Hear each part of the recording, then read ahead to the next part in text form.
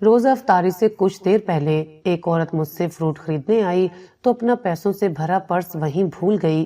میں قرض میں ڈوبا ہوا تھا، سوچا ان پیسوں سے اپنا سارا قرضہ اتار دوں گا، لیکن پھر ارادہ بدل گیا اور نیکی کرنے کی خاطر اس عورت کو ڈھونڈتے ڈھونڈتے اس کے گھر پہنچ گیا۔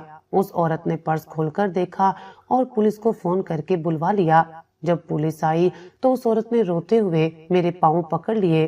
میرا تو کلیجہ پھٹ گیا جب وہ بولی، یہی ہے میرا شوہر جس نے…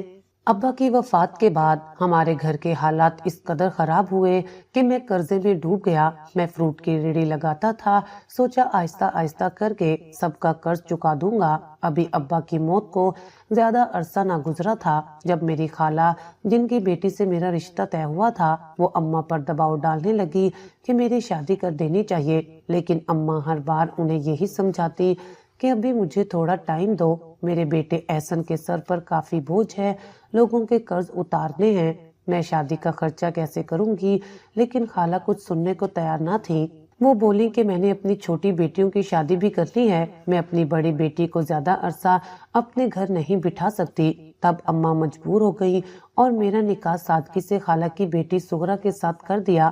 میری آمدنی کم تھی اور اب گھر کا خرچہ بڑھ گیا تھا، لیکن سغرا بہت سمجھدار لڑکی تھی، ہمیشہ مجھے تسلی دیتی، احسن آپ پریشان نہ ہو، اللہ رزق دینے والا ہے، آپ بس محنت کرتے رہیں۔ اس کی اس باتوں سے میرا حوصلہ بڑھ جاتا۔ ایسے ہی 1 سال گزر گیا اور اللہ نے مجھے بیٹی سے نواز دیا۔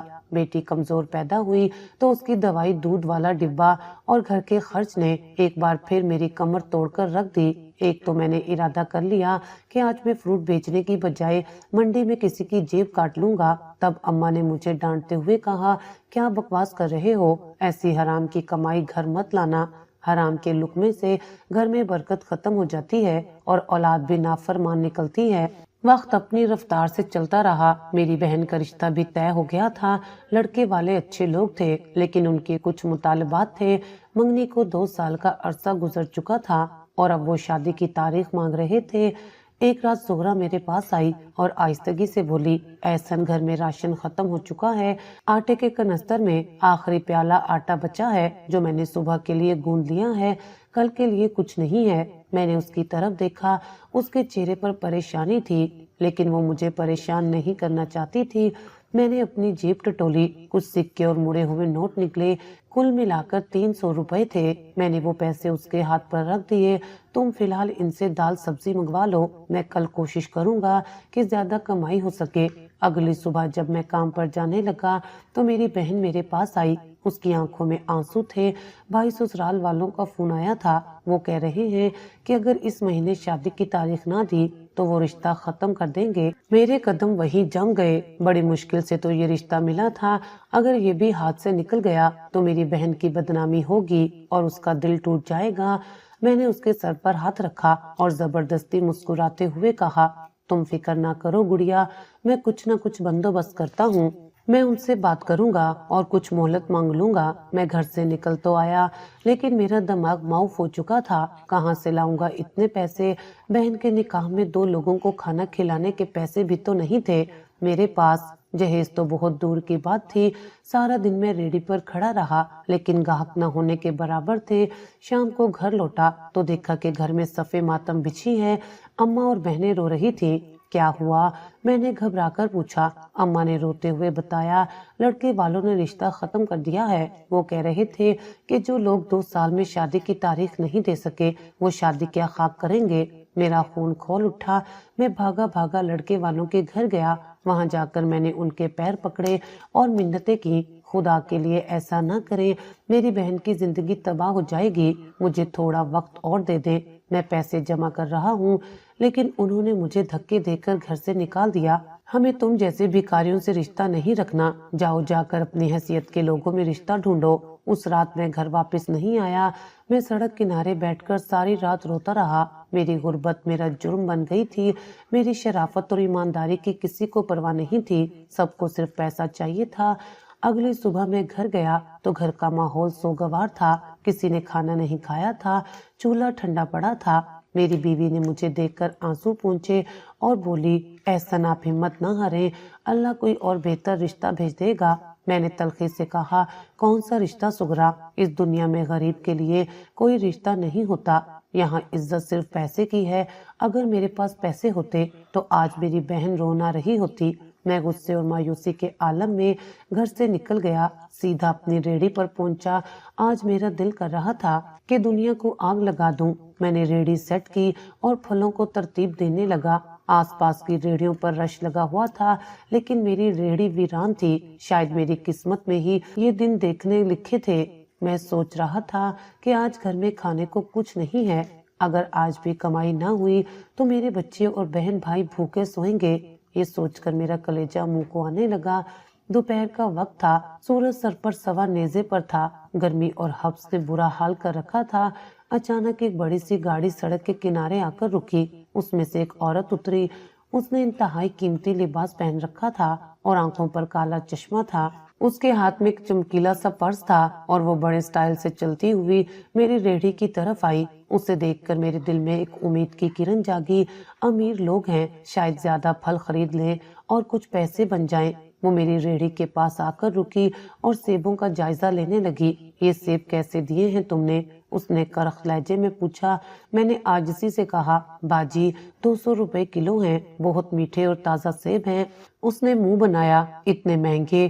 تم ریڑھی والے تو لوٹتے ہو، 150 روپے لگاؤ تو 5 کلو لوں گی۔ عام حالات میں تمہیں شاید منع کر دیتا کیونکہ مجھے خود مہنگے ملے تھے، لیکن اس وقت مجھے پیسوں کی اشد ضرورت تھی، گھر میں فاقے تھے اور مجھے شام کو آٹا لے کر جانا تھا۔ میں نے دل پر پتھر رکھ کر کہا، ٹھیک ہے باجی، آپ لے لیں۔ میں نے جلدی 5 کلو بہترین سیب چھانٹ کر شاپر میں ڈالے۔ اس نے اپنے پرس سے 1000 کا نوٹ نکالا اور میری طرف بڑھا دیا۔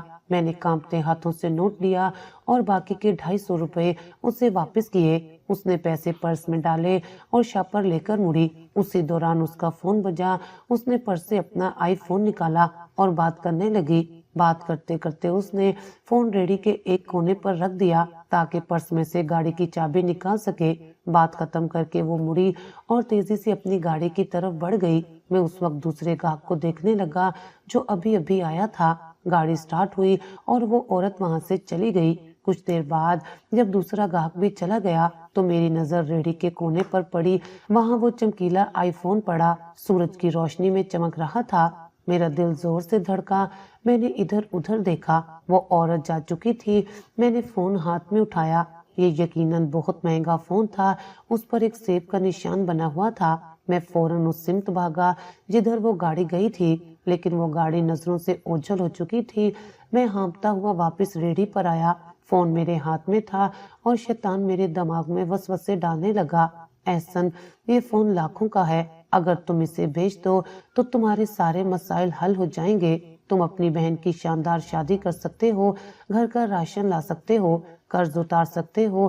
کسی کو کیا پتا چلے گا کہ یہ فون تمہیں ملا ہے؟ میں نے فون کو مٹھی میں دبا لیا۔ میرے گھر کے حالات میری آنکھوں کے سامنے گھومنے لگے۔ میری بہن کے آنسو، ماں کی پریشانی، بیوی کی خاموشی اور بچوں کی بھوک، یہ سب کچھ اس ایک فون سے ختم ہو سکتا تھا۔ ایک لمحے کے لیے میں نے سوچا کہ اسے جیب میں رکھ لوں اور شام کو کسی دکان پر جا کر بیچ دوں، لیکن پھر اچانک میرے کانوں میں ماں کی آواز گونجی، بیٹا کبھی حرام کمائی گھر نہ لانا، گھر کی برکت اڑ جائے گی۔ میرے ہاتھ کانپنے لگے۔ یہ امتحان تھا، ایک طرف میری مجبوری تھی اور دوسری طرف میرا ضمیر، ایک طرف دنیا کی آسائش تھی اور دوسری طرف آخرت کا حساب۔ میں کشمکش میں مبتلا وہیں کھڑا رہا۔ شام ہو گئی لیکن میں فیصلہ نہ کر سکا کہ مجھے کیا کرنا ہے۔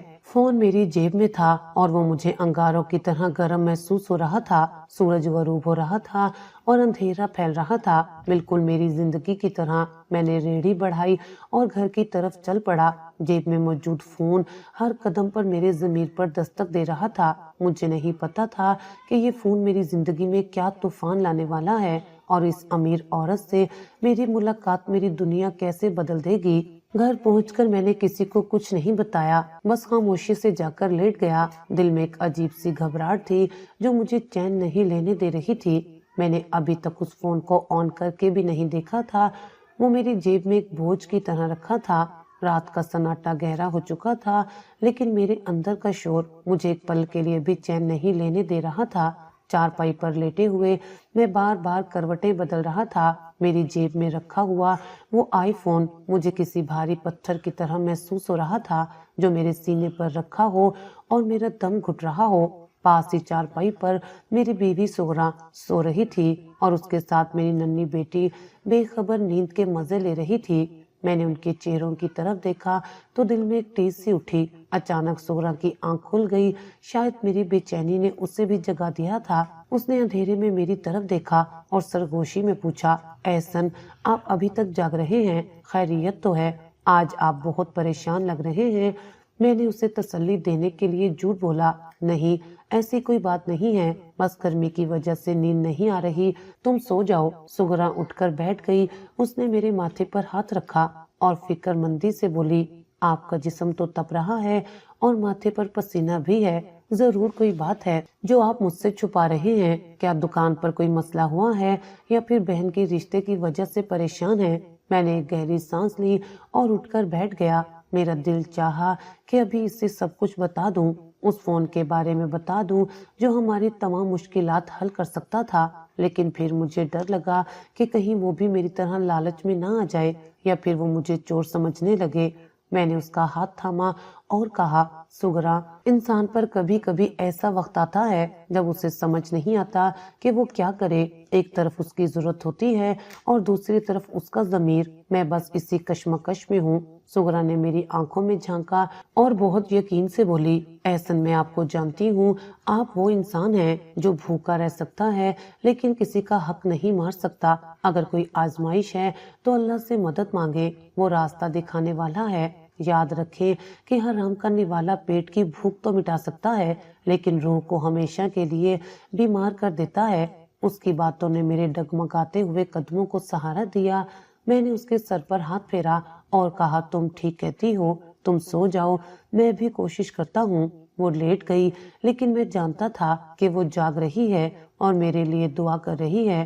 कुछ देर बाद मस्जिद से फजर की अजान की आवाज आने लगी। अल्लाह अकबर, अल्लाह अकबर। ये आवाज मेरे लिए एक पैगाम थी। मैं फौरन उठा, वजू किया और जाए नमाज बिछा ली। मैंने नमाज अदा की और फिर देर तक सजदे में पड़ा रहा। मेरी आंखों से आंसू बह रहे थे। या अल्लाह, मुझे हिम्मत दे, मुझे शैतान के बहकावे से बचा। मेरी बहन की इज्जत का मामला है, मेरे घर में फाके हैं, लेकिन मुझे हिम्मत दे कि मैं हराम की तरफ ना जाऊं। मुझे वो रास्ता दिखा जो तेरे पसंदीदा बंदों का रास्ता है। जब मैंने दुआ मांगकर सर उठाया तो मेरे दिल से बोझ काफी हद तक हल्का हो चुका था। अब मुझे फैसला करने में देर नहीं करनी थी। मैंने कमीज की जेब से वो फोन निकाला। सुबह की मध्यम रोशनी में वो फोन और भी ज्यादा कीमती लग रहा था। मैंने उसे उलट पुलट कर देखा। ये वाकई एक महंगी चीज थी। मेरे दिल में फिर से एक नया ख्याल आया, अगर मैं इसे बेच दूं तो आज ही बहन के ससुराल जाकर शादी की तारीख पक्की कर सकता हूँ। आज ही घर में महीने भर का राशन आ सकता है। लेकिन उसी वक्त कमरे के दरवाजे पर अम्मा आ गई। उन्होंने मुझे हाथ में फोन पकड़े देख लिया। ऐसा, ये किसका फोन है बेटा? तेरे पास तो ऐसा फोन नहीं था। मैं हड़बड़ा गया। मैंने जल्दी से फोन छुपाने की कोशिश नहीं की क्योंकि अब सच बोलने का वक्त था। अम्मा, ये कल एक अमीर औरत मेरी रेहड़ी पर भूल गई थी, मैं उसे वापस करने जा रहा हूँ। अम्मा मेरे करीब आई और मेरे पास बैठ गई। उन्होंने फोन मेरे हाथ से लिया और उसे गौर से देखने लगी। फिर उन्होंने मेरे चेहरे की तरफ देखा और मुस्कुरा दी। मेरा शेर बेटा, मुझे तुझ पर फख्र है। शैतान ने तुझे बहकाने की बहुत कोशिश की होगी, तेरी बहन की मजबूरी तेरे सामने रखी होगी, लेकिन तू नहीं डगमगाया। मैंने नजरें झुका ली और कहा, अम्मा, सच कहूँ तो मेरा ईमान डोल गया था। मुझे लगा था कि शायद ये अल्लाह की तरफ से मदद है, लेकिन फिर आपकी नसीहत याद आ गई। अम्मा ने मेरा माथा चूमा और बोली, मदद अल्लाह हलाल रास्ते से भी भेज सकता है, हराम में कभी मदद नहीं होती, वो सिर्फ आजमाइश होती है। जा बेटा और उसकी अमानत उसे वापस कर दे, देखना अल्लाह तेरे दिल को कैसा सुकून देगा। मैंने फोन वापस जेब में डाला और खड़ा हो गया। घर में अभी सब जाग रहे थे। मेरी छोटी बहन चाय बना रही थी। मैंने जल्दी से चाय का एक घूंट भरा। आज मुझे रेडी पर जाने से पहले ये काम निपटाना था। मैंने मोबाइल को ऑन करने की कोशिश की। खुशकिस्मती से उस पर कोई पासवर्ड नहीं लगा था या शायद वो लॉक नहीं था। स्क्रीन रोशन हुई तो उस पर एक खूबसूरत बच्चे की तस्वीर लगी हुई थी। میں نے سوچا یہ اسی عورت کا بچہ ہوگا۔ میں نے کانٹیکٹ لسٹ کھولی، وہاں بہت سے نمبر انگریزی ناموں سے محفوظ تھے۔ مجھے سمجھ نہیں آ رہا تھا کہ کسے کال کروں۔ پھر میری نظر ایک نمبر پر پڑی جس پر ڈیڈ لکھا ہوا تھا۔ میں نے سوچا کہ یہ یقیناً اس کے باپ کا نمبر ہوگا۔ میں نے نمبر ڈائل کیا، دل زور زور سے دھڑک رہا تھا۔ دوسری طرف سے گھنٹی بجنے لگی۔ کچھ دیر بعد ایک بھاری اور روبدار آواز آئی، ہیلو، کون ہے؟ میں نے گلا صاف کیا اور عاجزی سے بولا، السلام علیکم صاحب، میں احسن بات کر رہا ہوں، میں ایک پھل فروش ہوں۔ دوسری طرف خاموشی چھا گئی۔ پھر آواز آئی، پھل فروش، تم میری بیٹی کے فون سے کیوں بات کر رہے ہو اور یہ فون تمہارے پاس کیسے آیا؟ میں نے جلدی سے وضاحت کی، صاحب کل آپ کی بیٹی میری ریڑھی سے سیب خریدنے آئی تھی، وہ غلطی سے اپنا فون وہیں بھول گئی، میں یہ فون واپس کرنا چاہتا ہوں۔ دوسری طرف والے شخص کا لہجہ تھوڑا نرم ہوا، اچھا تو تم وہ ایماندار آدمی ہو جس کا ذکر کتابوں میں ملتا ہے۔ خیر میری بیٹی تو بہت پریشان تھی اس فون کے لیے، تم ایسا کرو کہ یہ فون ہمارے گھر پہنچا دو۔ میں نے کہا، جی صاحب، میں یہی چاہتا ہوں، آپ مجھے گھر کا پتہ بتا دیں، میں ابھی آ جاتا ہوں۔ انہوں نے مجھے ایک پوش علاقے کا پتہ لکھوایا۔ یہ شہر کا سب سے مہنگا علاقہ تھا جہاں بڑے بڑے بنگلے تھے۔ میں نے فون بند کیا اور پتہ ایک کاغذ پر لکھ لیا۔ میں گھر سے نکلنے لگا تو میری بہن میرے پاس آئی۔ اس کا چہرہ اداس تھا اور آنکھیں سوجی ہوئی تھی، شاید وہ رات بھر روتی رہی تھی۔ بھائی آپ کام پر جا رہے ہیں؟ میں نے اس کے سر پر ہاتھ رکھا، ہاں گڑیا، لیکن پہلے ایک ضروری کام سے جانا ہے، تم فکر مت کرو، اللہ سب ٹھیک کر دے گا۔ اس نے بھرائی آواز میں کہا، بھائی اگر میرے رشتے کی وجہ سے آپ کو کوئی پریشانی ہے تو منع کر دیں، میں نہیں چاہتی کہ آپ قرض کے بوجھ تلے دب جائیں۔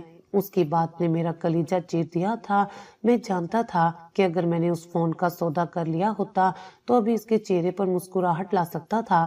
میں کہہ سکتا تھا کہ جاؤ شادی کی تیاری کرو، پیسے آ گئے ہیں، لیکن میں نے اپنے ضمیر کا سودا نہیں کیا تھا۔ میں نے اسے دلاسا دیا اور کہا، تمہارا بھائی ابھی زندہ ہے، تم بس دعا کرنا۔ میں گھر سے نکلا تو صبح کی ٹھنڈی ہوا چل رہی تھی۔ میں نے اپنی ریڑھی کو وہیں گھر کے باہر چھوڑ دیا تھا۔ آج میں پیدل ہی اس سفر پر روانہ ہوا۔ راستے میں مجھے میرا دوست شفیق ملا جو دودھ کی دکان چلاتا تھا۔ ارے احسن، آج ریڑھی نہیں لگانی کیا؟ اور یہ صبح صبح کہاں جا رہے ہو اتنی تیزی میں؟ میں نے رک کر اسے سلام کیا، وعلیکم السلام شفیق بھائی، بس ایک ضروری کام سے جا رہا ہوں، ایک امانت ہے، اسے حقدار تک پہنچانا ہے۔ شفیق نے حیرت سے پوچھا، کیسی امانت اور کس حقدار کی؟ لگتا ہے کوئی بڑا معاملہ ہے۔ میں نے مسکرا کر کہا، بس دعا کرو کہ اللہ مجھے سرخرو کرے۔ میں وہاں سے آگے بڑھ گیا۔ میرے ذہن میں طرح طرح کے وسوسے آ رہے تھے، کیا وہ عورت مجھے پہچانے گی بھی یا نہیں؟ کل اس کا رویہ بہت روکھا تھا، کہیں وہ مجھے چور نہ سمجھ لے۔ لیکن پھر میں نے سوچا کہ میں نیکی کرنے جا رہا ہوں اور نیکی کرنے والے کے ساتھ اللہ ہوتا ہے۔ میں نے وہ پتہ جیب سے نکالا اور ایک رکشے والے کو دکھایا، بھائی اس پتے پر جانا ہے، کتنا کرایہ لوگے؟ رکشے والے نے پتہ دیکھا اور مجھے اوپر سے نیچے تک دیکھا۔ میرے کپڑے پرانے تھے اور جوتے گھسے ہوئے تھے۔ بھائی یہ تو بہت امیروں کا علاقہ ہے، وہاں تو رکشہ اندر جانے بھی نہیں دیتے، وہاں تم کیا کرنے جا رہے ہو؟ میں نے کہا، مجھے وہاں ایک صاحب نے بلایا ہے، تم بس مجھے اس علاقے کے گیٹ تک چھوڑ دو۔ رکشے والے نے 100 روپے مانگے جو میرے لیے بہت زیادہ تھے، لیکن وقت بچانے کے لیے میں بیٹھ گیا۔ سفر کے دوران میرا ہاتھ بار بار جیب میں جاتا اور فون کو ٹٹولتا۔ یہ فون نہیں تھا بلکہ میری ایمانداری کا امتحان تھا۔ مجھے نہیں معلوم تھا کہ اس بنگلے کے اندر میرے ساتھ کیا ہونے والا ہے، کیا مجھے انعام ملے گا یا صرف شکریہ کا ایک لفظ، یا شاید وہ بھی نہ ملے۔ میں تو بس یہ بوجھ اپنے سر سے اتارنا چاہتا تھا۔ مجھے وہ 50,000 یا انعام نہیں چاہیے تھا، مجھے بس اپنا سکون واپس چاہیے تھا جو کل دوپہر سے کھو گیا تھا۔ رکشہ ایک بڑے سے گیٹ کے سامنے رک گیا۔ چوکیدار نے رکشے کو اندر آنے سے روک دیا۔ میں رکشے سے اترا اور کرایہ ادا کیا۔ سامنے ایک بہت بڑی سوسائٹی کا گیٹ تھا۔ میں نے چوکیدار کو بتایا کہ مجھے فلاں بنگلے میں جانا ہے۔ چوکیدار نے انٹر کام پر بات کی اور پھر مجھے اندر جانے کی اجازت دے دی۔ میں پیدل چلتا ہوا اس بنگلے کی طرف بڑھا۔ سڑکیں صاف ستھری تھی اور دونوں طرف ہرے بھرے درخت لگے ہوئے تھے۔ یہاں کی دنیا ہی الگ تھی، سناٹا اور سکون تھا، میری بستی کے شور شرابے سے بالکل مختلف۔ آخر کار میں اس بنگلے کے سامنے پہنچ گیا۔ یہ ایک محل جیسا گھر تھا، سفید رنگ کا عظیم الشان گیٹ اور اونچی دیواریں۔ میں نے گیٹ کے ساتھ لگی ہوئی گھنٹی کا بٹن دبایا۔ کچھ دیر بعد گیٹ پر بنا ہوا چھوٹا دروازہ کھلا اور ایک ملازم باہر نکلا۔ اس نے یونیفارم پہن رکھا تھا۔ جی کس سے ملنا ہے؟ اس نے روب سے پوچھا۔ میں نے سلام کیا اور کہا میں احسن ہوں، مجھے بی بی صاحبہ سے ملنا ہے، میں ان کا موبائل فون واپس کرنے آیا ہوں۔ ملازم نے مجھے حیرت سے دیکھا اور پھر اندر مڑ کر کسی سے بات کی۔ تھوڑی دیر بعد اس نے دروازہ پورا کھول دیا۔ آ جاؤ اندر، بی بی صاحبہ ناشتہ کر رہی ہیں، وہیں لاؤنج میں انتظار کرو۔ میں ڈرتے ڈرتے اندر داخل ہوا۔ سامنے ایک وسیع و عریض لان تھا جس میں طرح طرح کے پھول کھلے تھے۔ میں نے اپنی پرانی چپل اتارنے کا سوچا لیکن پھر ڈر گیا کہ کہیں وہ برا نہ مان جائیں۔ ملازم مجھے ایک بڑے سے کمرے میں لے گیا۔ وہاں کا فرش اتنا چمکدار تھا کہ مجھے اپنا چہرہ نظر آ رہا تھا۔ صوفے اتنے نرم لگ رہے تھے کہ بیٹھنے کا ڈر لگ رہا تھا۔ تم یہاں کھڑے رہو، میں میڈم کو بتاتا ہوں۔ ملازم نے مجھے کونے میں کھڑا رہنے کا اشارہ کیا اور خود اندر چلا گیا۔ میں وہاں کھڑا ہو کر چاروں طرف دیکھنے لگا۔ دیواروں پر بڑی بڑی تصویریں لگی تھی، چھت پر فانوس لٹک رہے تھے۔ یہ سب دیکھ کر مجھے اپنی غربت کا احساس اور شدت سے ہونے لگا۔ ہم ایک ہی شہر میں رہتے تھے لیکن ہماری دنیاؤں میں زمین آسمان کا فرق تھا۔ کچھ ہی دیر بعد سیڑھیوں سے ٹک ٹک کی آواز آئی۔ میں نے نظر اٹھا کر دیکھا، وہی عورت سیڑھیاں اتر رہی تھی۔ اس نے آج بھی ویسا ہی قیمتی لباس پہن رکھا تھا لیکن چہرے پر غصہ اور بیزاری صاف نظر آ رہی تھی۔ اس نے مجھے دیکھا اور رک گئی۔ اس کی نظروں میں حقارت تھی۔ تو تم ہو وہ ریڑھی والا؟ اس نے سخت لہجے میں کہا۔ میرا دل دھک سے رہ گیا۔ مجھے امید تھی کہ وہ خوش ہوگی لیکن اس کا انداز کچھ اور ہی بتا رہا تھا۔ میں نے کانپتے ہاتھوں سے جیب سے فون نکالا۔ جی بی بی جی، یہ آپ کا فون ہے، کل آپ میری ریڑھی پر بھول گئی تھی۔ میں نے فون اس کی طرف بڑھایا۔ اس نے جھپٹ کر فون میرے ہاتھ سے چھینا جیسے میں اسے واپس لے جاؤں گا۔ اس نے فوراً فون آن کیا اور کچھ چیک کرنے لگی۔ میں خاموشی سے کھڑا اسے دیکھتا رہا۔ مجھے امید تھی کہ اب وہ شکریہ ادا کرے گی لیکن جو ہوا اس کا مجھے وہم و گمان بھی نہیں تھا۔ فون چیک کرنے کے بعد اس نے سر اٹھایا اور چلائی، صرف فون اور باقی چیزیں کہاں ہیں؟ تمہاری ہمت کیسے ہوئی میرے گھر آنے کی؟ میں ہکا بکا رہ گیا۔ بی بی جی کون سی باقی چیزیں؟ مجھے یہ صرف فون ملا تھا۔ بکواس بند کرو، اس نے چیخ کر کہا۔ اس فون کے کور میں میرے 50,000 روپے رکھے تھے، وہ کہاں غائب کیے؟ میرے پیروں تلے سے زمین نکل گئی۔ 50,000 روپے؟ میں نے تو کور کھول کر بھی نہیں دیکھا تھا۔ بی بی جی اللہ گواہ ہے، مجھے کوئی پیسہ نہیں ملا، میں تو ایمانداری سے فون واپس کرنے آیا ہوں۔ ایمانداری کا ڈرامہ مت کرو، تم جیسے لوگوں کو میں خوب پہچانتی ہوں۔ پہلے چیز چراتے ہو، پھر انعام کے لالچ میں واپس کرنے آ جاتے ہو اور اوپر سے مال بھی ہضم کر لیتے ہو۔ نکالو میرے پیسے۔ میری آنکھوں میں آنسو آ گئے۔ میں غریب ضرور ہوں بی بی جی لیکن چور نہیں ہوں۔ اگر مجھے پیسے رکھنے ہوتے تو میں یہ لاکھوں کا فون لے کر آپ کے گھر کیوں آتا؟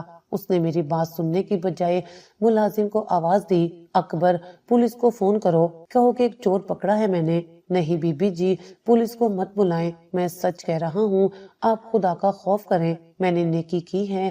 نیکی؟ وہ طنزیہ ہنسی۔ چوری کو نیکی کا نام مت دو، اب تم پولیس کے سامنے ہی اگلو گے کہ پیسے کہاں چھپائے ہیں۔ اس نے اپنا فون اٹھایا اور کسی نمبر پر کال ملا دی۔ ہیلو انسپکٹر، میرے گھر فوراً آئیں، ایک چور کو پکڑ کر رکھا ہے۔ جی ہاں، وہی فون والا معاملہ ہے، جلدی آئیں۔ میں بے بسی کی تصویر بنا وہاں کھڑا تھا۔ مجھے اپنی ماں کی بات یاد آ رہی تھی کہ بیٹا ایمانداری کا راستہ مشکل ہوتا ہے، لیکن مجھے یہ اندازہ نہیں تھا کہ یہ راستہ مجھے سیدھا جیل کے دروازے پر لے جائے گا۔ میں نے وہاں سے بھاگنے کی کوشش نہیں کی کیونکہ میں جانتا تھا کہ بھاگنا جرم کا اعتراف ہوگا۔ میں وہیں کھڑا رہا، اپنی قسمت اور اس عورت کے ظلم پر ماتم کرتا ہوا۔ اب مجھے انتظار تھا پولیس کا، اور میرے دل میں یہ خوف بیٹھ گیا تھا کہ شاید اب میری ایمانداری ہی میری بربادی کا سبب بن جائے گی۔ باہر گاڑی کے سائرن کی آواز آئی اور میرا دل ڈوب گیا۔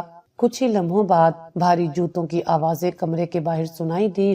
دروازہ دھڑ سے کھلا اور 3 پولیس والے کمرے میں داخل ہوئے۔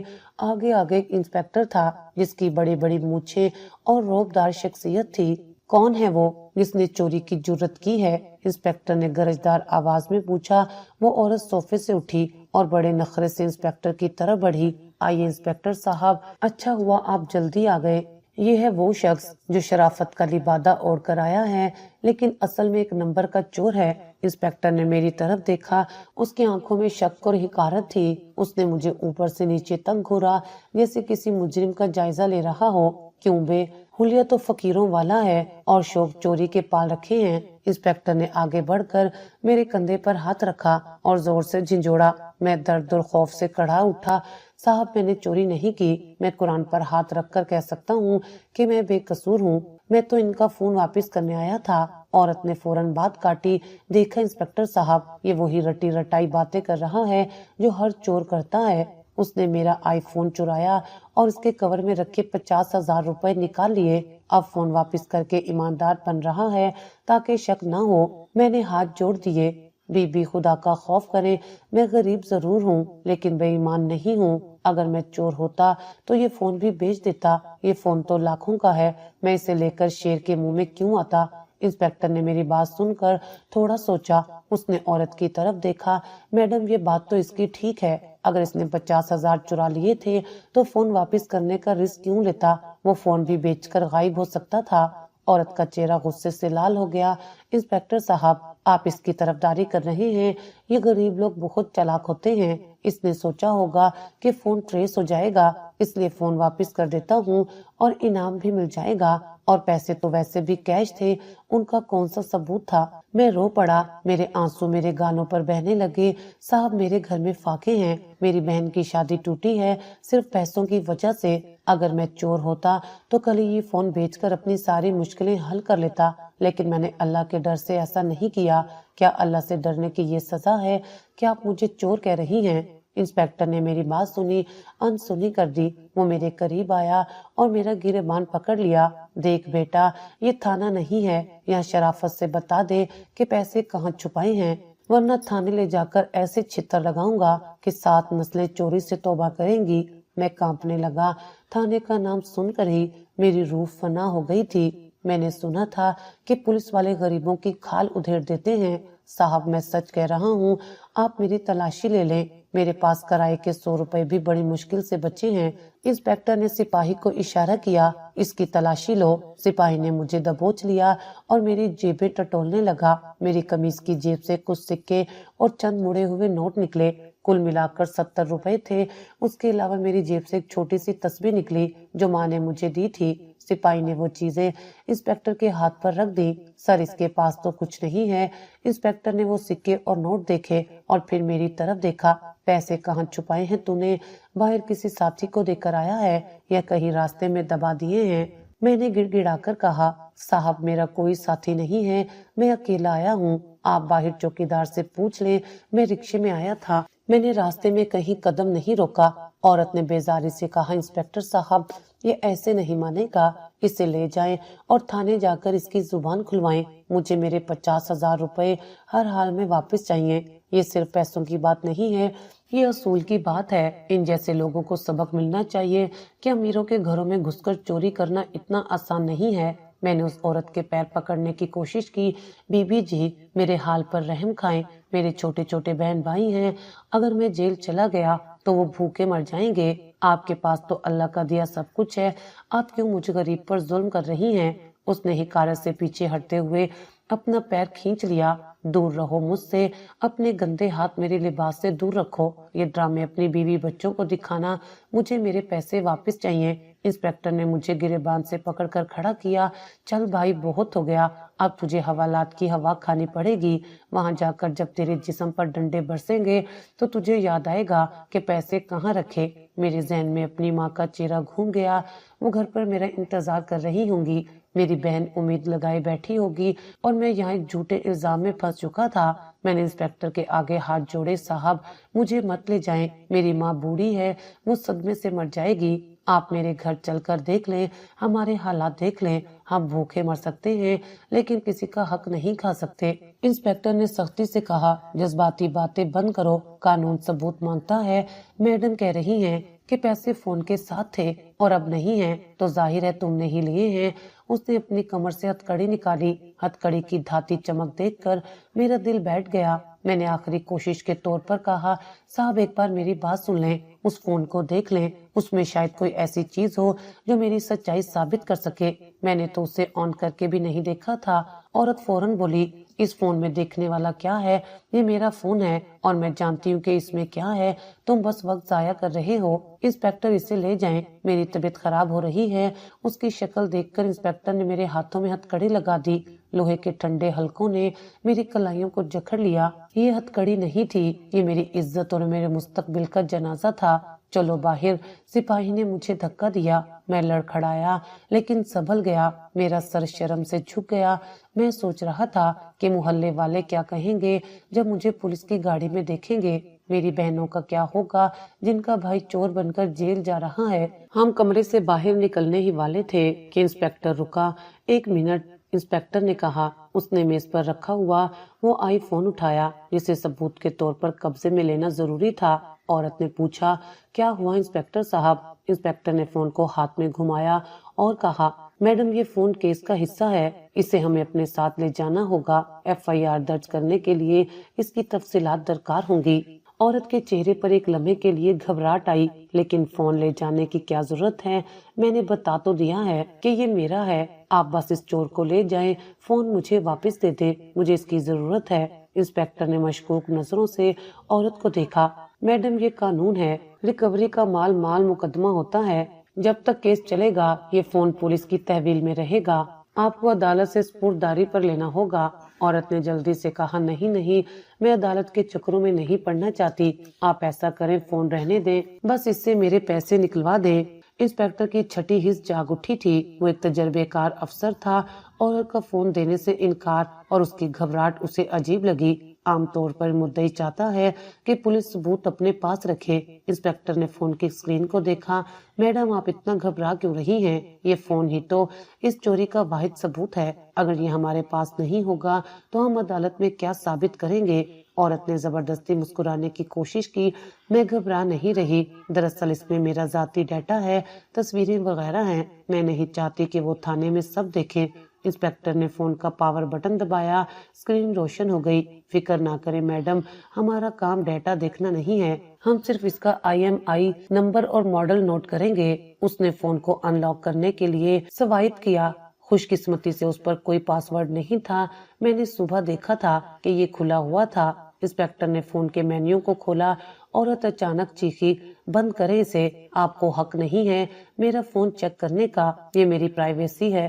انسپیکٹر نے سختی سے اس کی طرف دیکھا، بی بی اب معاملہ پولیس کے پاس ہے، قانون ہمیں اجازت دیتا ہے کہ ہم تفتیش کے لیے ہر پہلو کا جائزہ لیں۔ اس نے فون کی سیٹنگز کھولی تاکہ فون کی تفصیلات دیکھ سکے۔ اسی دوران ایک میسج کا نوٹیفیکیشن اسکرین پر نمودار ہوا۔ انسپیکٹر کی نظر اس پر پڑی۔ میں خاموشی سے کھڑا یہ سب دیکھ رہا تھا۔ مجھے سمجھ نہیں آ رہا تھا کہ فون کو لے کر یہ عورت اتنی پریشان کیوں ہو رہی ہے۔ کیا میری قسمت کوئی پلٹا کھانے والی تھی یا یہ محض ایک اور مصیبت کا اشارہ تھا؟ انسپیکٹر نے وہ نوٹیفیکیشن پڑھا تو اس کے ماتھے پر بل پڑ گئے۔ اس نے تیزی سے فون کے میسج باکس کو کھول لیا۔ عورت اب پسینے میں شرابور ہو چکی تھی۔ وہ آگے بڑھی تاکہ انسپیکٹر کے ہاتھ سے فون چھین سکے۔ دے مجھے میرا فون، میں آپ کی شکایت کروں گی اوپر، آپ اپنی حد سے بڑھ رہے ہیں۔ سپاہی نے عورت کا راستہ روک لیا۔ میڈم پیچھے ہٹ جائیں، صاحب کو اپنا کام کرنے دیں۔ انسپیکٹر کی انگلیاں تیزی سے فون کی اسکرین پر چل رہی تھی۔ وہ کچھ پرانے میسیجز پڑھ رہا تھا اور ساتھ ساتھ اس کے چہرے کا رنگ بدل رہا تھا۔ کبھی وہ حیرت سے آنکھیں پھاڑتا اور کبھی غصے سے اس کے جبڑے بھینچ جاتے۔ کمرے میں مکمل خاموشی چھا گئی تھی، صرف دیوار پر لگی گھڑی کی ٹک ٹک سنائی دے رہی تھی۔ میرا دل زور زور سے دھڑک رہا تھا، مجھے لگا کہ شاید اللہ نے میری سن لی ہے۔ انسپیکٹر نے فون سے نظریں ہٹائیں اور عورت کو گھورا۔ اس بار اس کی نظروں میں وہ عزت اور احترام نہیں تھا جو پہلے تھا، اب اس کی آنکھوں میں ایک شکاری کی سی چمک تھی۔ اس نے فون میری طرف لہرایا اور مجھ سے پوچھا، احسن تم کہہ رہے تھے کہ تم نے یہ فون کھول کر نہیں دیکھا؟ میں نے ڈرتے ڈرتے جواب دیا، جی صاحب، میں نے صرف صبح ایک کال ملانے کے لیے اسے آن کیا تھا، اس کے علاوہ میں نے کچھ نہیں دیکھا۔ انسپیکٹر نے گہرا سانس لیا اور سر ہلایا، اچھا کیا جو نہیں دیکھا، ورنہ شاید تم یہاں تک زندہ نہ پہنچ پاتے۔ یہ جملہ سن کر میرے رونگٹے کھڑے ہو گئے۔ زندہ نہ پہنچ پاتا، ایسا کیا تھا اس فون میں؟ औरत अब बिल्कुल पीली पड़ चुकी थी। वो सोफे पर गिरने वाले अंदाज में बैठ गई। इंस्पेक्टर साहब, आप गलत समझ रहे हैं, ये वो नहीं है जो आप सोच रहे हैं। इंस्पेक्टर ने एक तंजिया कहकर लगाया। बीबी, मैं क्या सोच रहा हूँ और क्या समझ रहा हूँ ये तो अब थाने जाकर ही पता चलेगा, लेकिन एक बात तो तय है कि आज का दिन बहुत से लोगों के लिए हैरान कुन होने वाला है। उसने मेरी तरफ देखा। मेरी कलाइयों में हथकड़ी अभी भी लगी हुई थी। सिपाही, इंस्पेक्टर ने आवाज दी। जी सर, सिपाही ने जवाब दिया। गाड़ी तैयार रखो और हेडक्वार्टर फोन करो कि हमें मजीद नफरी की जरूरत पड़ सकती है। पुलिस की नफरी तलब करने की बात सुनकर कमरे में जैसे मौत का सा सुकून छा गया। इंस्पेक्टर की नजरें अब उस औरत के चेहरे पर जमी हुई थी जो कुछ देर पहले तक मुझे कीड़ा मकोड़ा समझ रही थी। इंस्पेक्टर ने गहरी सांस ली और अचानक सिपाही की तरफ मुड़ा। सिपाही, इस नौजवान की हथकड़ियां खोल दो। मैं चौंक पड़ा। मुझे अपने कानों पर यकीन नहीं आया। क्या साहब? मैंने लड़खड़ाती हुई आवाज में पूछा। सिपाही ने फौरन हुक्म की तामील की और मेरे हाथों से लोहे का वो बोझ हटा दिया। मेरे हाथों पर सुर्ख निशान पड़ चुके थे, लेकिन मुझे दर्द का एहसास नहीं हो रहा था क्योंकि मेरी हैरत उस दर्द पर हावी थी। औरत अपनी जगह से उछल पड़ी। ये आप क्या कर रहे हैं इंस्पेक्टर साहब? ये चोर है। इसने मेरा फोन चुराया है और पैसे भी खाए हैं। आप इसे छोड़ रहे हैं? इंस्पेक्टर के चेहरे पर एक अजीब सा सुकून था, जैसे उसे किसी बहुत बड़ी गत्थी का सुराग मिल गया हो। उसने वो आईफोन हवा में लहराया और उस औरत की आंखों में आंखें डालकर पूछा।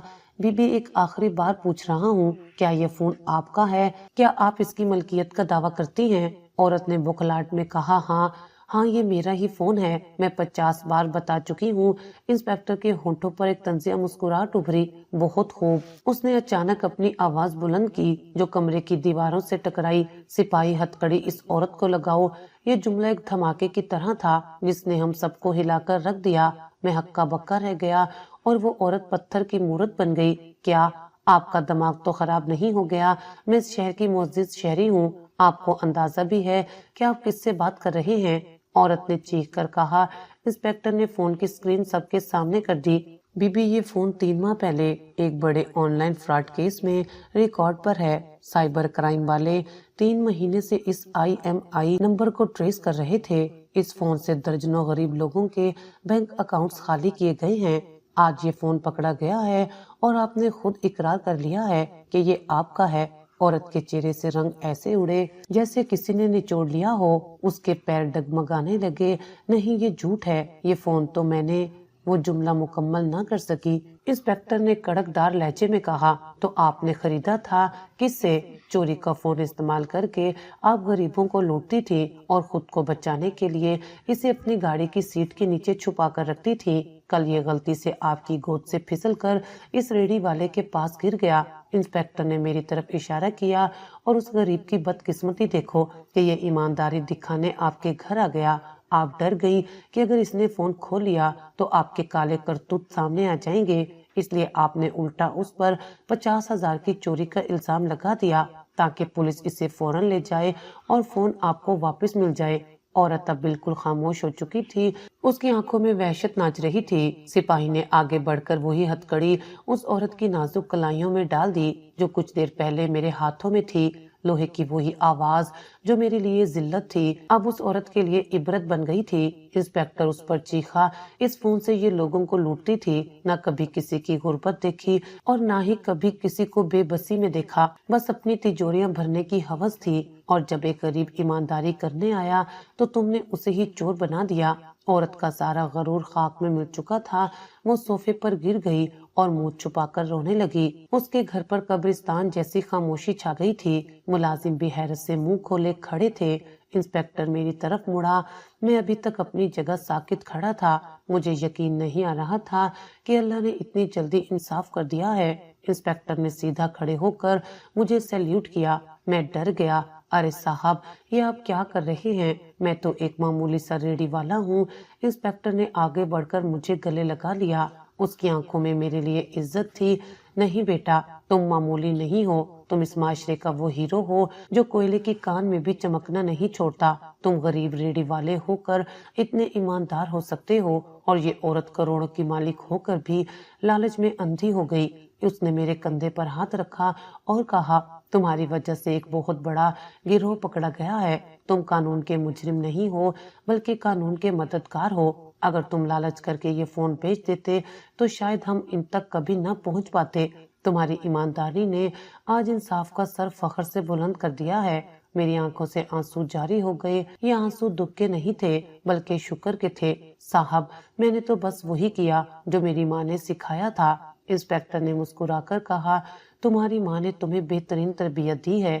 جاؤ احسن، اپنے گھر جاؤ، تمہارے گھر والے پریشان ہوں گے، اور یاد رکھنا کہ عزت بینک بیلنس سے نہیں کردار سے ملتی ہے۔ میں تھانے کی گاڑی میں بیٹھ کر نہیں بلکہ اپنے پیروں پر چل کر اس بنگلے سے باہر نکلا۔ اس دن مجھے 50,000 روپے کا انعام نہیں ملا تھا۔ میری جیب اب بھی خالی تھی لیکن میرا دل بھرا ہوا تھا۔ مجھے وہ ملا تھا جو پیسوں سے کہیں زیادہ مہنگا ہوتا ہے، اور وہ تھی عزت۔ میں نے سیکھ لیا تھا کہ ہر امیر با عزت نہیں ہوتا اور ہر غریب مجرم نہیں ہوتا۔ ضمیر کا سودا نہ کر کے میں نے اپنی دنیا اور آخرت دونوں سنوار لی تھی۔ جب میں گھر پہنچا تو ماں اور بیوی دروازے پر ہی منتظر تھیں۔ مجھے صحیح سلامت دیکھ کر ماں نے مجھے گلے لگا لیا۔ میں نے انہیں ساری کہانی سنائی تو ماں نے آسمان کی طرف ہاتھ اٹھا کر اللہ کا شکر ادا کیا۔ ماں نے میرے سر پر ہاتھ پھیرتے ہوئے کہا، دیکھا بیٹا، میں نے کہا تھا نا کہ حلال میں سکون ہے۔ اگر آج تم حرام کی طرف جاتے تو شاید جیل میں ہوتے۔ اللہ نے تمہاری لاج رکھ لی۔ اس واقعے کے بعد میری زندگی میں ایک عجیب برکت آ گئی۔ شاید اللہ کو میری نیکی پسند آ گئی تھی۔ میری بہن کا رشتہ ایک ایسی جگہ سے آیا جہاں ان لوگوں نے ایک جہیز کا تنکا بھی مانگنے سے انکار کر دیا۔ انہوں نے کہا کہ ہمیں بس شریف گھرانے کی بیٹی چاہیے۔ میرا کاروبار جو پہلے صرف ایک ریڑھی تک محدود تھا، آہستہ آہستہ بڑھنے لگا۔ لوگوں کو جب میری اس کہانی کا پتہ چلا تو وہ دور دور سے مجھ سے پھل خریدنے آنے لگے۔ آج اللہ کا کرم ہے کہ میں اسی چوک پر ایک بہت بڑی دکان کا مالک ہوں۔ اب میں دھوپ میں ریڑھی پر آوازیں نہیں لگاتا بلکہ اپنی ذاتی دکان کے کاؤنٹر پر بیٹھتا ہوں۔ میرے ساتھ 2-3 آدمی کام کرتے ہیں جن کے گھر کا چولہا اس دکان کی وجہ سے جلتا ہے۔ وسیلہ تو اللہ تعالیٰ کی ذات بناتی ہے، لیکن شاید میرا ایمانداری کا ایک عمل دیکھ کر میرا اللہ مجھ سے خوش ہو گیا۔ اب میرے پاس کسی چیز کی کمی نہیں ہے۔ میرے بچے اچھے اسکول میں پڑھتے ہیں اور گھر میں خوشحالی ہے، لیکن وہ آئی فون والا واقعہ آج بھی میرے ذہن پر نقش ہے۔ جب بھی شیطان مجھے بہکانے کی کوشش کرتا ہے یا کاروبار میں ڈنڈی مارنے کا خیال آتا ہے تو مجھے وہ ہتھکڑی اور انسپیکٹر کا سیلوٹ یاد آ جاتا ہے۔ سچ ہے کہ ایمانداری ایک ایسا درخت ہے جس کا پھل پکنے میں دیر ضرور لگتی ہے، لیکن جب ملتا ہے تو بہت شیریں ہوتا ہے۔ میں نے اپنی زندگی سے یہی سبق سیکھا ہے کہ انسان کو کبھی بھی اپنے اصولوں اور ضمیر کا سودا نہیں کرنا چاہیے، چاہے حالات کتنے ہی تنگ کیوں نہ ہوں۔ اللہ کبھی بھی ایماندار کا ہاتھ نہیں چھوڑتا۔